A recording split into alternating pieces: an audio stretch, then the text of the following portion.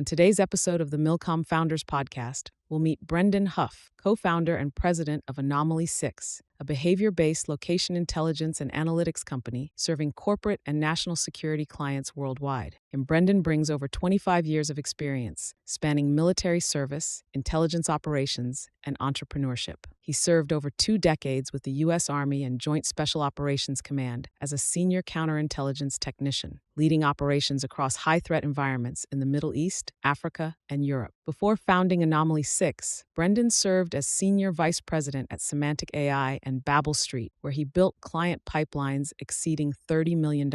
He's also trained over 1,200 analysts and agents in advanced targeting methodologies. Welcome to the MilCom Founders Podcast, where we champion and celebrate military community business founders.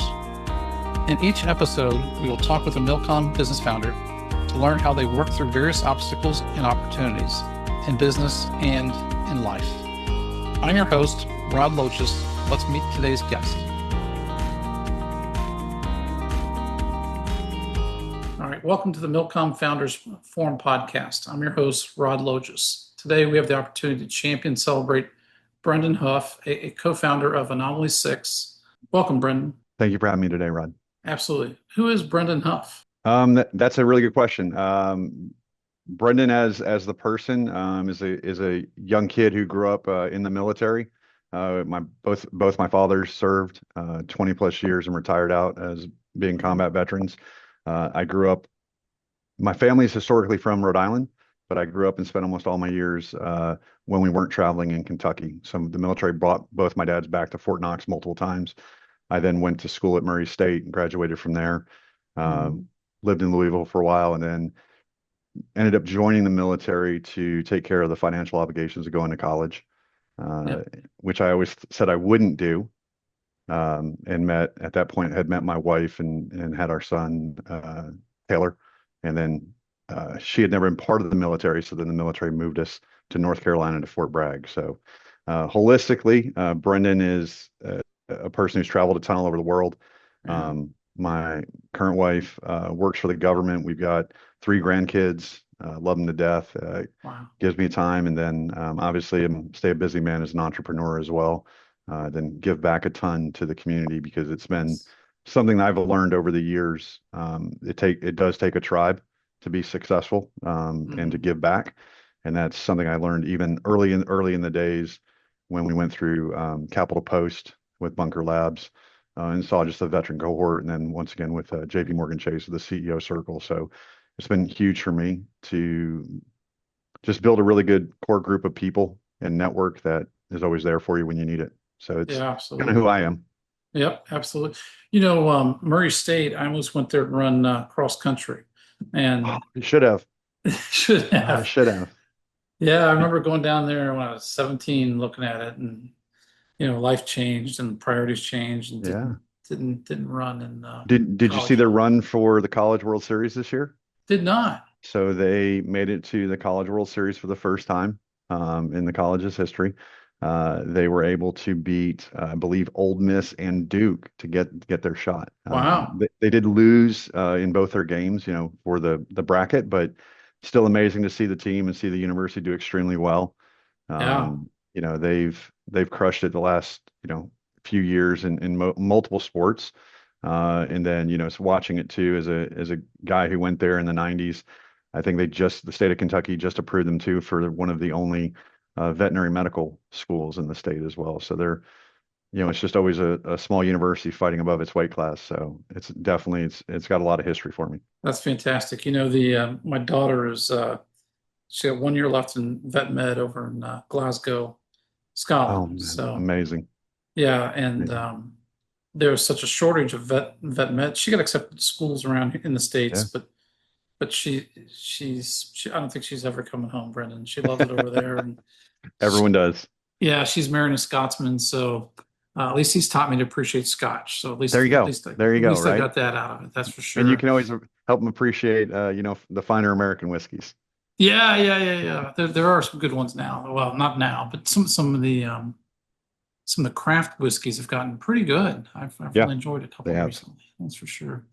So Brendan, what are you passionate about outside the realms of work? What keeps you excited? What keeps your interest? For me, spending time with family and friends.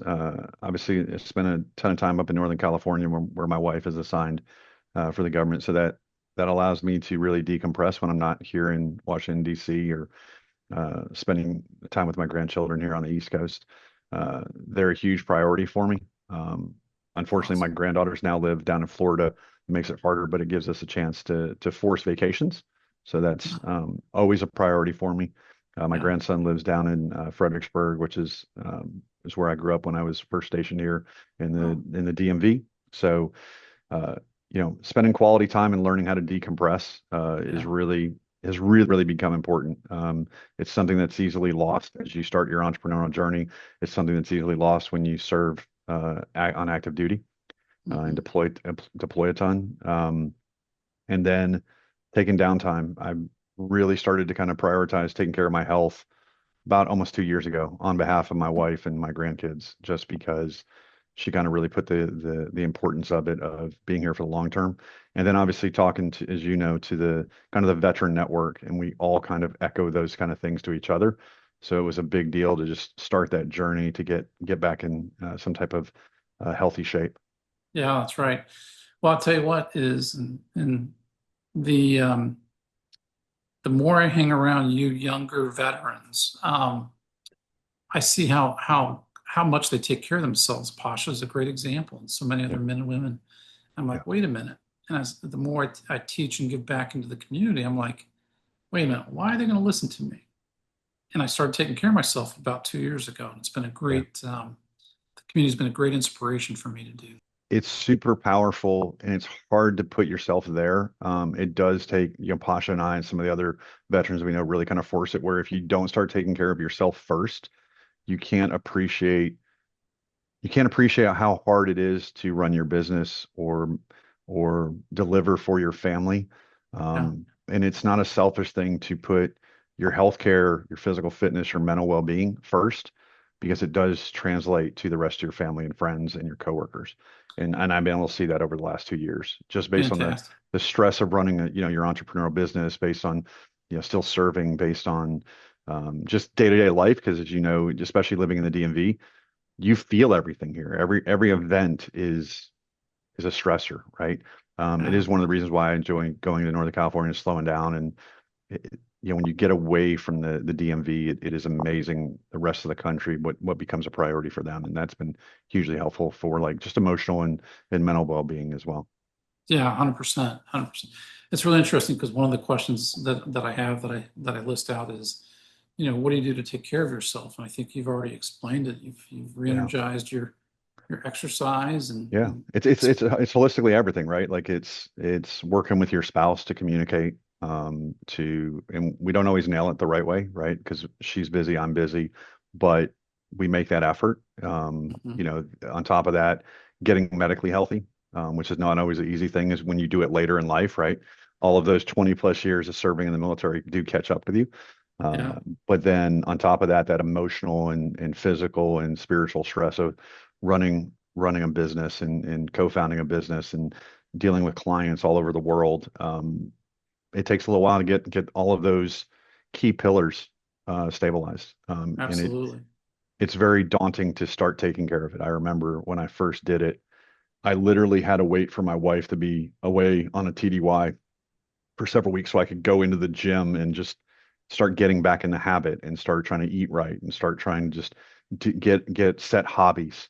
So Yeah, that way I had a set schedule I could start to build a kind of repetitive pattern and good habits on. And it was super tough because obviously when you're not at work and you're not doing things and then you're at home, you're trying to focus on being present at home. yeah, But then once I was able to do that, it became a priority. Even when I landed last night from travel and first thing this morning, I was already trying to work out and get something in to that's release right. the stress and of the travel and the normal just fatigue. That physical fitness is really everything. Without that, what do we have, right? Um, Very it's much so. This morning went upstairs to the gym and exercised and I get done doing it, and I was like, wow, I exercised yesterday morning, and then I rucked last night, Well done. which is part of my whatever as well. But again, it's staying active and Yeah. just getting after it. So, well, why did you ever join the military? I think you mentioned Yeah. it. I think it was to pay for the education, like I did. Yep. It was not my choice. And what I mean by that is I fought it all 20 years of travel, being deployed, traveling with my dad to PCS during the Cold War, all over the world, Yeah. and really didn't want to do it. I had been managing a large restaurant in Louisville after graduating college, did bartending and serving, all that. The economy at that point, my out of college job wasn't going to pay as much as, bartending and managing a restaurant. So I was doing that, and like a naive, college student, graduate and get my first student loan bills come in. And I went, wait a minute, that's my payment for 20 years. So I got to go Uh-huh. do 20 years of these kind of payments. And my best friend had just joined, this is like 1998, 1999. He had just joined for a 2-year stint to be a graphic designer, multimedia expert in the Army. And I was like, cool, I'll go do that. I'll do, and at that point, they didn't have 2 years, they had 3 years. So the recruiter got me a little bit. Um, and I tried to do it in college, but back then, trying to do ROTC in college, I had a pre-existing injury that prevented me from joining as an officer. So I got all the way to, the OCS side of the house, or sorry, advanced camp for the ROTC side. And they were like, nope, sorry, you can't go. And I was like, okay, well, that's the end of Oh, it. And then my buddy had also been injured. And then, of course, the enlisted Army took him. So I was like, well, good, I can go in. Sure enough, they signed me up for a 3-year contract. They have no graphic design multimedia experts available. So I joined the counterintelligence corps for the Army straight out. And it didn't used to be that way. It used to have to be a prior enlisted to be able to go in that. So I came yeah. in at a weird gap in the late 90s, and did that, and was going to do a 3-year stint, from 99 to 2002. And the Army decided to change my trajectory pretty substantially, Oh, because my 3 years turned into, you know, 12 years of active duty and another 13 years after that of being in the reserve. So, so your total time served so far is 25 years? yep, yep, yeah, I'm still an active serving warrant officer. Oh, you're a WO now. Hmm. Okay. Yeah, so I made it all the way to E8 to a first sergeant, and then transitioned over to a warrant officer. And I've been doing Wow. that. I've been W2 or W3 or what? W3, looking at 4 right now. So yeah, it's been a great experience. I don't regret going in the Army. I only went in the Army to pay my student loans, Yeah. from that perspective. And I was on my last year before 9/11 happened. And that was the game changer. And then, from there, I uh, deployed multiple times in the regular Army in military intelligence, and then eventually came into the special operations community. And then I stayed in the special operations community except for one kind of 3-year stint when I left active duty, went in the regular kind of MI Army Reserve, became a warrant, and then I went back into the community as a warrant, Hmm. which is a good break. I do believe that it's good to leave and come back. It does refresh and help kind of realign what's important as you come back into the special operations community. So it Yeah. was amazingly beneficial, which is also another funny thing I fought back in the day with my command sergeant major for the organization, of not wanting to leave the regular special operations community, and go take a break and then come back. So Because you did hindsight's not want to leave 2020. it? Yeah, because I mean, I enjoyed the special operations community my entire time I've been there. Yeah. And so leaving that cohort of highly capable, highly driven, highly motivated individuals around you, it's very hard to want to leave that and go experience the regular, military, whether it's active Army or reserves. They're just different prioritizations, different ways of thinking, but it does help you when you leave, learn Yeah. those things and then come back in. And I think Hmm. you can apply that as long as you're always learning. I believe that it's always good to challenge yourself, and, just harder when you're younger and you're in that world, because Yeah. you enjoy that thrill all the time. But the always learning is such a key, especially today. I mean, it's just the ability to learn has just grown in its importance. I mean, Absolutely. without that ability, where are we? Yeah. It's interesting because I think it was probably 1990. I was a first lieutenant and I called one of the MI groups in DC, reserve DC groups, whatever, MI groups in DC, and I asked, hey, first lieutenant, and to your point, they were like, yeah, that's not going to happen.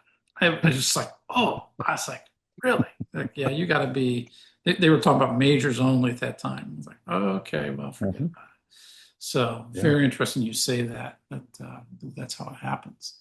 So, you learned so much, and I can't even imagine why you learned in Brendan in the military, your military experience. But what's one of those things that you've learned in the military that you have, or a couple of those things even, that you've used in business and beyond? That you go, hey, this is a key component or key learning. Yeah, I think just growing up in the career that I've grown up, you have to learn. One, your leaders and supervisors kind of force you to start realizing that you can't do everything and that you're not always the most experienced person for every task that needs to accomplish. So it's really kind of built into you to, when you're in charge, you need to lead. When you're not in charge, you need to follow. And you need to not follow in the perspective of you're always challenging that person that's leading, but always being supportive of them and figuring out how you can help them to achieve whatever the mission is. I've really kind of taken that into the commercial world, and I think quite a few of us that come out of the special operations community and the intel community really do, because you have some amazing, like when I was in the MI early on, we had young kids who were E3s and E4s that were, graduates of Cornell and Yale, and they're same thing when I was in the reserves early on. There were young E5s, the sergeants that in the military, but in the civilian world, they were an SES or they were a GS-15 or they had a PhD in, biochemistry. And you're just like,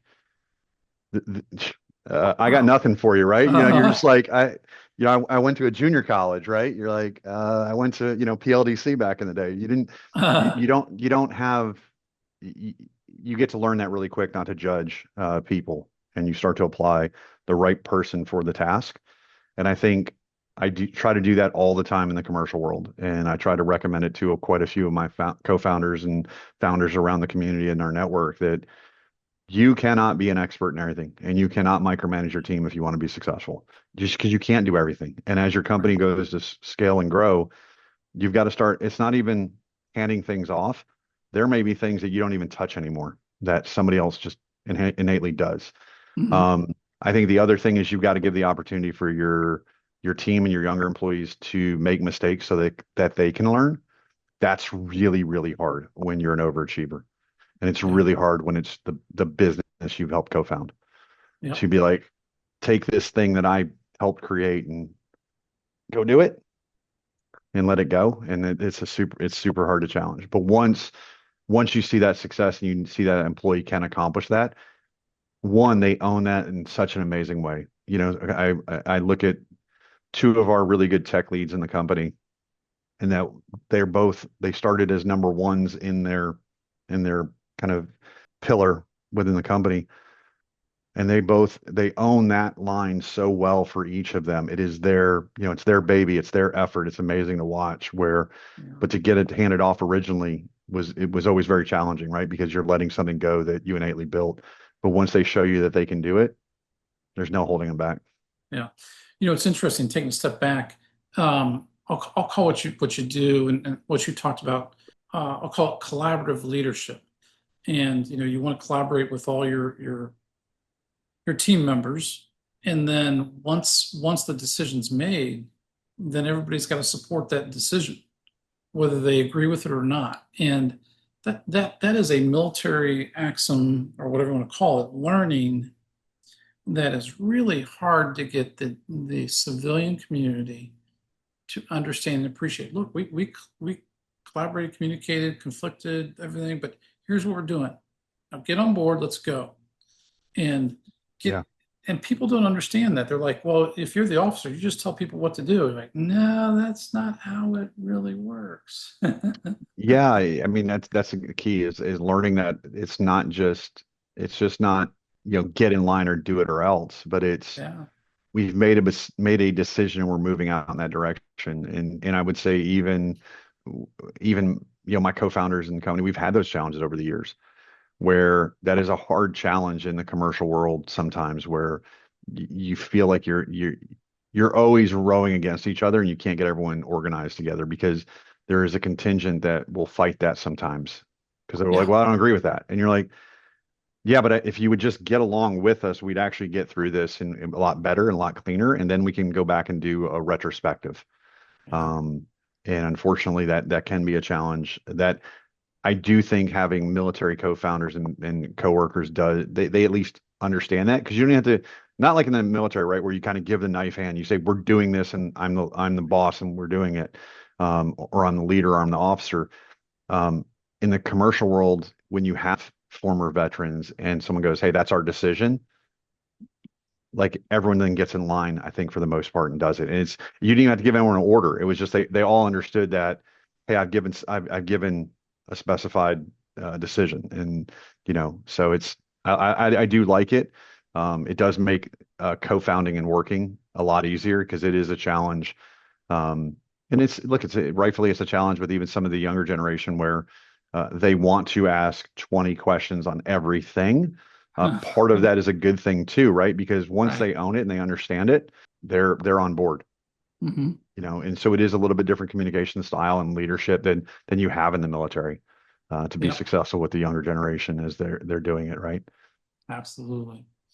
So this all your experience that you've had in the Army, and now you have a business called Anomaly Six. So if you could tell us about Anomaly Six. Yeah, so we founded Anomaly Six over 7 years ago now. Yeah. We are a location-based insights company that delivers analytics and technology to our customers. The power for us is giving a client the ability to understand movement patterns and behaviors of think of anything that moves in the multi-domain world, right? So it doesn't matter if it's a large commercial company, or a national security or defense organization. But our goal is to provide high quality, high accurate intelligence, information, and analytics against location data.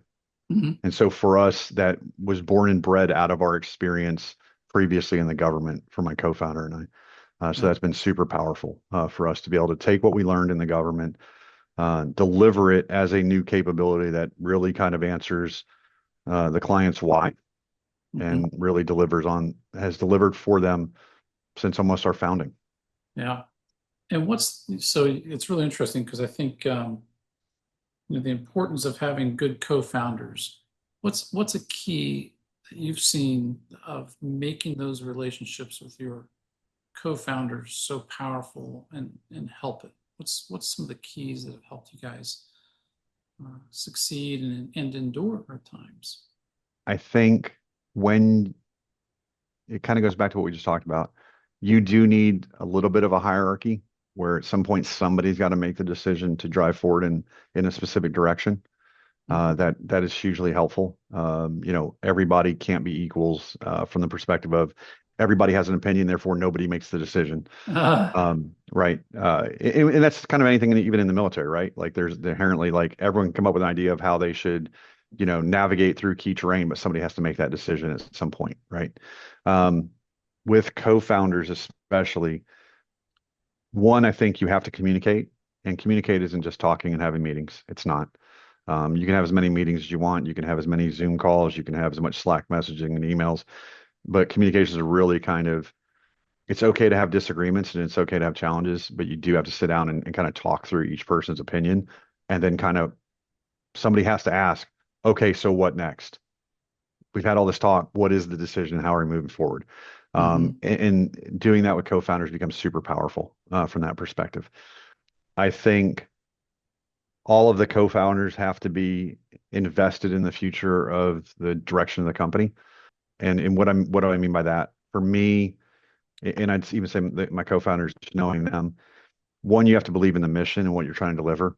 And you kind of have to all be in alignment of where you want to go, and how long you want to go in that direction. For me, as I look at the co-founders or just co-founders in general, you have to enjoy what you do. Yeah. and you got to speak up if you're not. And I see co-founders sometimes, not just internally to us, but other networks that I know, where they'll have co-founders that just aren't happy. If you're not happy, we got to have that conversation and figure it out together, or figure out a resolution from that perspective. And I think that's the other thing. And I learned it from a really good fraternity brother and alumni that I grew up with, where he noted many years ago that him and his co-founder tried to sit down multiple times a week, coffee or slow down and go, "Hey, are we still having fun? Yeah. If you're still having fun, then keep moving forward and keep doing it." Right. And I think that resonates. I will tell you that because of that, for me, while I've had long days and long weeks and long months, and there are days the 7 years feel like only a year or two, and there are other days where it feels like 30 years. But I will tell you that I'm not usually emotionally or spiritually tired. I'm usually physically tired. Yeah. It's a That's big easy to difference. overcome with some more sleep or distraction or some quality time with family. And then you're ready Mhm. to get back after it. So a good example, this holiday weekend we just had, being able to take some downtime, really focus on family and friends, coming back, my batteries are fully charged in all three. And I think that's being honest with your co-founders when you're a co-founder to be successful. It's required. And it's okay to take downtime. And Yeah. it's okay for the rest of the team to cover down on a co-founder too. I think that's the other hard thing as small business entrepreneurs. We feel as though we can't ever step away. That's right. Yeah, it's funny because it's the positive distractions. It's the distractions Yeah. of, like you said, the family, the friends, or like just on with Pasha, jujitsu that he does, or those things like Yeah. that. Yeah. Because if it's not a positive distraction, it's going to be those negative distractions, of which there's plenty of them out there. Absolutely. And so Absolutely. that's such an important point. The as you're talking about that, and we're talking about leadership, for me, part of what I've realized is having those frameworks, or for me, I'm going to call it the FM manuals. What's your Yeah. field manual? So every time you dig a foxhole, you're not arguing how you're going to dig that foxhole. You're going to do it this way. Yeah. What's that standard? And then uphold the team to those standards. It gets so much easier when there's those standardized processes and procedures to measure yourself and provide that consistent experience to the client. Yeah, It's big. absolutely. And it's also, I mean, obviously we deploy technology and a combination of services and software. Um, those manuals, just like the military, are different based on the core military function, right? Mm-hmm. How the technology team is supposed to deliver for a client may be different than how the sales and revenue and customer success team delivers for a client. Yeah. And conversely, how do you communicate internally? And then how do you deliver internally, just like an FM manual? Um, it's super important to learn. I will tell you, we've continually modified our manuals, which I think is the right model. So we're not stuck. We try to learn. We try to improve we always try to improve our foxhole and our fighting positions, right? Um, but those need to be different based on the core function of the team. Um, yeah. and if it's not working, we try to force the team to speak up and address it. And does it always go well? No, right? Because we're not like a McKinsey or a PwC that have these giant books of steps of how to do things, right? You're learning as you go, and you're trying to learn from the experience of another veteran founder, right? And that's a beautiful thing about having a really good network is, hey, how are you solving this? Or have you had this issue? Or, what were some things you tried? For us, it's been hugely powerful with, whether it's talking to our accounting side and or our legal team or privacy team or others that are external and going, hey, you work with all these companies. How are they tackling this challenge? Mm-hmm. I think that's all too often every entrepreneur wants to learn everything by their own scars, which I don't know why. And they don't want to always take feedback and it's not wrong, right? I think sometimes you do realize what you're trying to solve and you're probably right in what your end goal is, but you don't understand the journey you need to do to get there. Mm-hmm. And I think if you can learn from other people's scar tissue and mistakes, you'll get there faster. And I will say sometimes we've gotten there super fast, and other times we've tried to, land nav through the briar patch and go into the valley and really regret it. And there's other times we've paid attention as a team and we've gotten through it together. And what used to be hard a year ago or 2 years ago, all of a sudden seems to be a very easy task where we look back and go, man, that was not as hard as I thought it was going to be, Yeah. because we built Well, a process.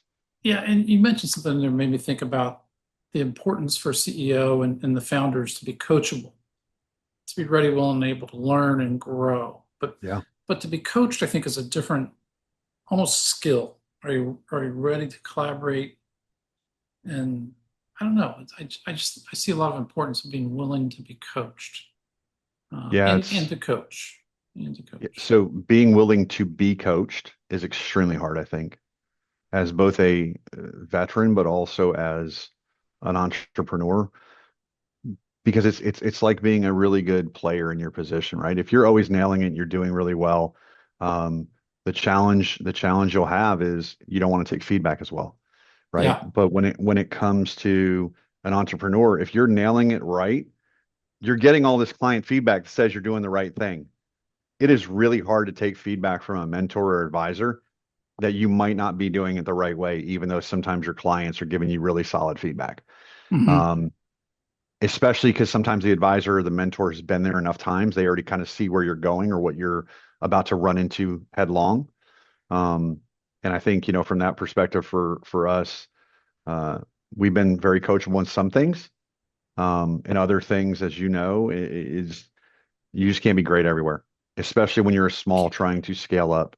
You just can't have the expertise in everything. So yeah, Yeah. it's hard, but I mean, it's if you can get good advisors and good mentors, and I think that's sometimes where things like, the CEO circle and some of the where you can sit down with someone else who has maybe a little bit more experience and you go, hey man, I'm going through this, and they go, no kidding. I already went through that. And you can absorb that. It's hugely powerful to be able to Yeah. take that back to your team. I like the CEO circle concept of collaborative learning. Yeah. That's a great thought. That's for sure. So, what in Anomaly Six has you excited today? What's something that Oh you're my working God. on that you're like, dude, this is. Yeah. And I shy away from asking a lot about details about the business because I Yeah. understand the sensitive nature of your business. But what's something that's got you excited? So that's hard. That's a really hard question for me, because we have so many really great clients that are really trying to achieve such hard challenges and missions that every time we're able to be relevant in whether it's all the stuff going on with Iran or the latest challenges in supply chain or, um, you know, uh, working with counter trafficking elements, Yeah. all of those missions have such a positive or impactful outcome that every day is super exciting for me. I think, where we're looking at it right now is, we've really pushed hard on kind of clients being able to bring their own data in. That becomes very powerful if you think of it as we've built some very good technologies and capabilities from data ingestion, data processing, that the scalability I'm really excited about as we look in, client, internal client domains or classified ecosystems. That's very exciting for me to be able to take some of our core technologies and move those into, um, you know, uh, containerized environments. That's super exciting. The other piece for us is that ability of how much data we're consuming and processing now, to be able to create amazing visualizations and data analytics, where for one of the core technologies we just deployed this last year was the ability to uh, enhance data science team members exponentially. And what do I mean by that? All too often in organizations, whether it's the Army or the Special Operations Command or even the commercial world, we see data scientists becoming inundated with just kind of mundane tasks on consuming data, creating an Mhm. analytic and output. Well, one of the core technologies we're able to deploy this last year allows your regular analyst to create their own models and create their own tools based on that and run that for themselves. So they're inherently doing, we'll use the military kind of frame of reference. Then now the line analyst is doing skill level 10 and 20 tasks or 30 tasks before they come to a data scientist. So now the data scientist just gets to focus on the skill level 40 or 50 tasks. That is so powerful when you're able to keep the experts doing the really important things and the novel and Yeah. futuristic things, while the day-to-day analyst is staying at the very tactical, very low-level skill sets that they need without having to go to another higher someone in their hierarchy. And then the kind of the final piece as we look at it, we're really excited about the new technologies coming out, and whether not just the location space, but think of it the multi-domain environment as we look at it, right? For us, we've had some customers really challenge us in the last 24 months, where we're looking at how do we evolve and how do we grow. And for us, based on what it goes back to, we've enabled our younger teammates to be able to develop new technology or new analytics or a new dashboard. Hmm. The sky's the limit for that. That's what gets us excited every day. I Wow. look at it with my other co-founders, and we are as excited right now as we were 7 years ago. And that is super powerful when you've seen all the peaks and valleys of the last 7 years. Hmm. And that's what I look forward to every day. But Brendan, isn't being entrepreneurship just a straight line up? I mean, isn't that it? Absolutely. It's absolutely a straight line up. And 7 years feels exactly like 7 years. And uh, no, there are days absolutely where a week will feel like a month, right? Where you just, man, you had to slug through it, but you get to the other side, and either yeah, you've accomplished something with a client, you've achieved a new renewal or a new award. And then there's other days where a month has gone by in less than a day, and you're like, what just happened? You're yeah, like, what weren't we just starting the year? And so, I enjoy that. I enjoy, believe it or not, I enjoy the ups and downs. I wish it was all ups. I do. Um, I think we work in a very dynamic environment, whether that's commercial or national security or defense. We have very much diversified our portfolio, internationally and domestic, commercial and governmental, nonprofit. That keeps things exciting, and it helps us navigate through a very tumultuous time. And so, 100%. but it also, it makes it enjoyable, right? Because Hmm. no 2 days in a week are the same. That's right. Absolutely. Well, we're wrapping up here real quick, Brendan. I know your time is Yeah. valuable, and I apologize for going over time. The tech issues kind of goofed me up. But hey, just a couple quick questions. What's one question that I have not asked you that I should have already asked you, Brendan? Oh man, that's a really good one. What's something CEOs or founders should strive for to be successful? And I think that one's important for me, because all too often people think it's just an easy thing. It's an easy co-founding a company or being an entrepreneur is easy. Right? Um, you know, I think that's, for me, as I look at it, one, it takes a village. It does take a village, even when you have a small company. And what do I mean by that? There's always someone who has a network or a recommendation, um, Mhm. that if you just listen to them, you can be faster, you can do it better. And what do I mean by that? Somebody's already gone through what you think you're about to go through. It's okay to raise your hand and ask for a teammate for support Yeah. and go, hey, how do we get through this together? And they might have a really good person who's already done it. They might have a lawyer. They might have a finance expert. They might have an IT expert. They might have a cybersecurity expert.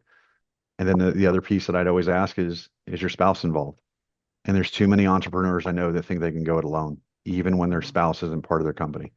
And I Yeah. think that's such a egregious mistake, because founding a company is like being deployed for 5 years Hmm. straight. Hmm. You don't get to choose when, you don't get to choose how. Clients, technology, your team, you will inherently have an issue on a birthday, a holiday, a vacation, or a day Yeah. off. And your spouse has to know that going in. And I think those are the kind of key challenges I'd always recommend for entrepreneurs to be Yeah. successful. Yeah. Great insights. Brendan, what's a resource or resources that you would suggest other founders listen to, read, subscribe, whatever the case is? Yeah. I think Good to Great is a really good book to pay attention to. Sure. It helps frame a lot of your decision making to make it more effective. Um, I think another good resource is, especially right now, leveraging, you know, whether it's ChatGPT or Claude, it doesn't matter. Yeah. The ability to leverage some of that to move a little bit quicker in just some of your mundane tasks that inherently you were just struggling with before, I think is super powerful right now. And I'd say the other piece for me is getting involved, especially if Hmm. you're a veteran and you want to be an entrepreneur. Things like, Bunker Labs, JP Morgan Chase, PenFed, all of those, Syracuse University, all of those things, surrounding yourself with a network of people who are going through the same struggles, Yeah. and have the experience. I look at, Pasha and I talk about this all the time. I've had this conversation with Nick Bradfield or Chris Anthony up at, Teamworks. being able to be around a cohort of people that are going through challenges like you have already gone through, or you may be going through together at the exact same time, that is hugely powerful to make sure that you, because sometimes you feel like a fraud, or you feel, like you shouldn't be where you're at as an entrepreneur, as a co-founder. That's not always true. That imposter syndrome sometimes can be extremely false, but being able to talk to others really helps frame it for you and give you some clarity that sometimes when it's just you and your co-founder, you're just talking to each other like, are we going crazy right now? And I think that's hugely beneficial to really kind of cut through the noise. Yeah, absolutely. So Brendan, I want to say thank you so much for joining us today. One last question. Where do your daughters live in Florida? So my granddaughters live, Granddaughters. So my two granddaughters live just north of Pensacola, so right on the water. They couldn't move to a better area. And for the first time ever, they got all that snow this last winter.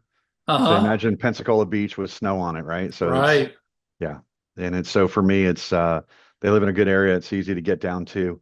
But yeah, it's always challenging just because it's trying to navigate, the continental United States based on where clients are at and what's going on. But yeah, it's still good to see them down in the sun. Absolutely. So, hey, I want to say thank you. And we're going to make $100 donation in your name to the Dick Logis Entrepreneur Fund. Just appreciate your time and everything you do. That scholarship fund goes to a young man or woman getting ready to go to college or trade school. And we're hoping to give 2 of those scholarships away this next year. But thank you for being part of that effort. That's for sure. Thank you very much for having us today. It was really, really powerful to talk to you guys and be able to spend time with you, Rod, as usual. Great. Thanks, Brendan. Enjoy Pasha tonight and talk to you later. Thank you, guys. Appreciate it. Have a great day. Bye-bye. Cheers. Thanks for joining us on the MilCom Founders Podcast. If you know a MilCom founder with a story to share, reach out to us at milcomfounders.com. For each guest on our show, One Degree Financial donates $100 to the Dick Logis Veteran Entrepreneur Scholarship Fund, supporting education for children of a MilCom business owner. Stay ready.